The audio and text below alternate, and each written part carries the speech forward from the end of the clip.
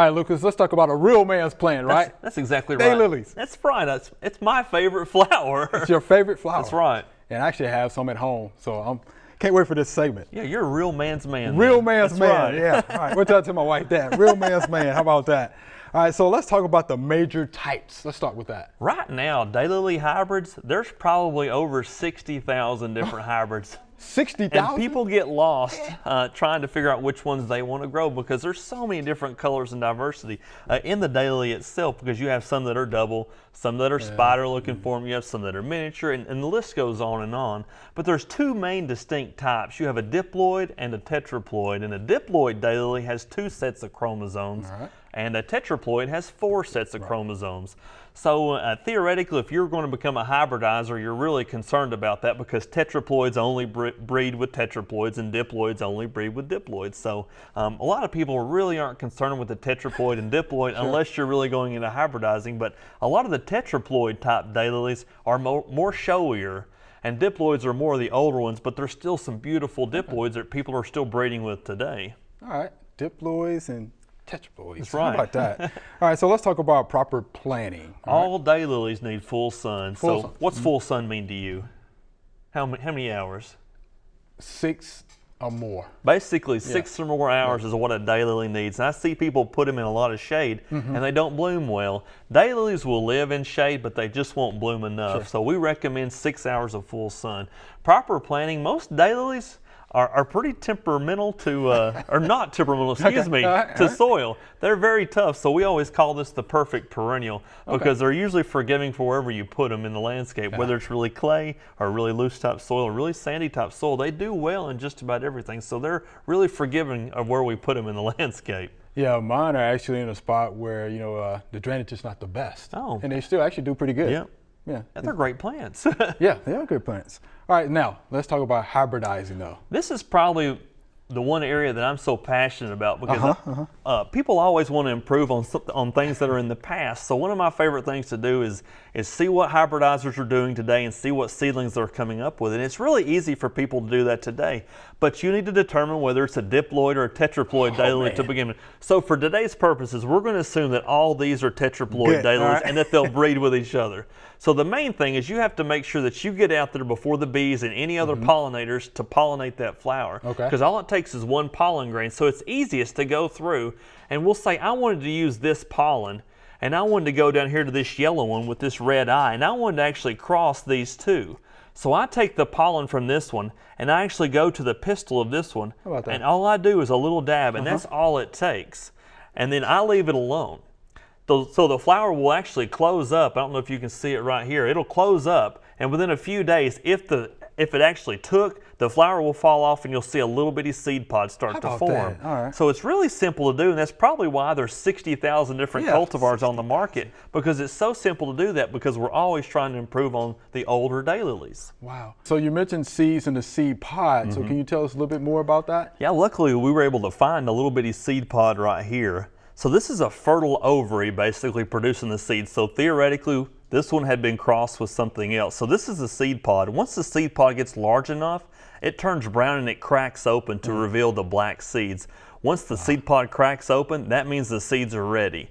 But all daylily seeds need to go through like a cold period, like a stratify. So a lot of people will put them in the refrigerator until springtime and plant those. But to get a bloom from a seed on a daylily in Tennessee takes about 2 years. So this is for patient people.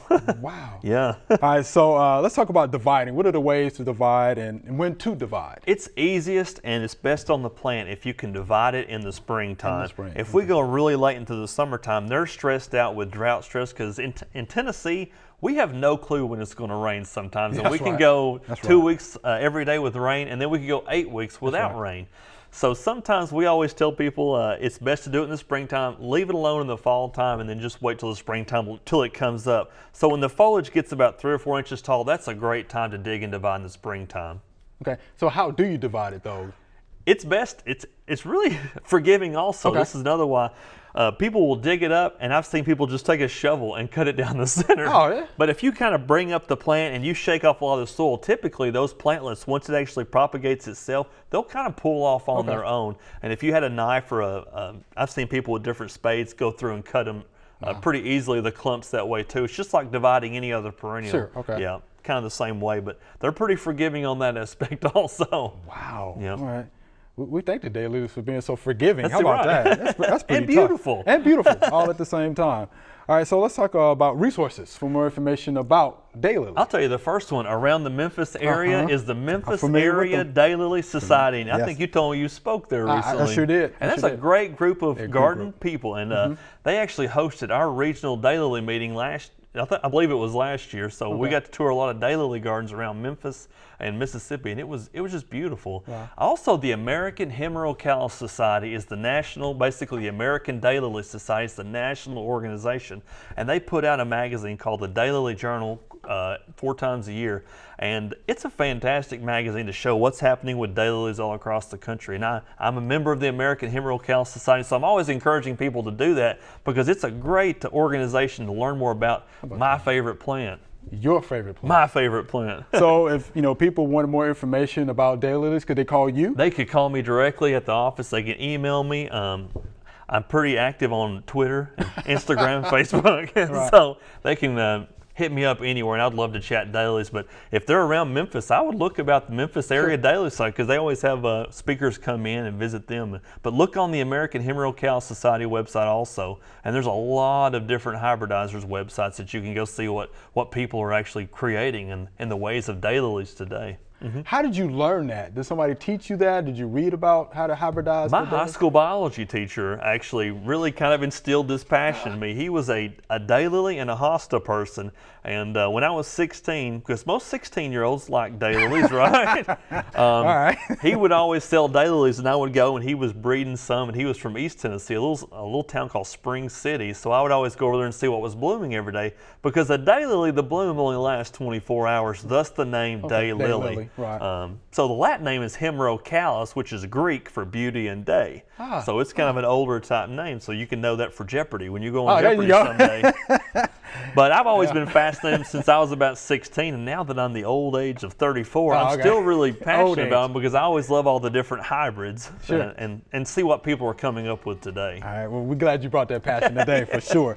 Well, look, Lucas, we appreciate that. Good information about daylilies. Thank you. That's right. That's right. All right. Thank you much. Appreciate it. All right. Thanks for watching the video. I hope you enjoyed it.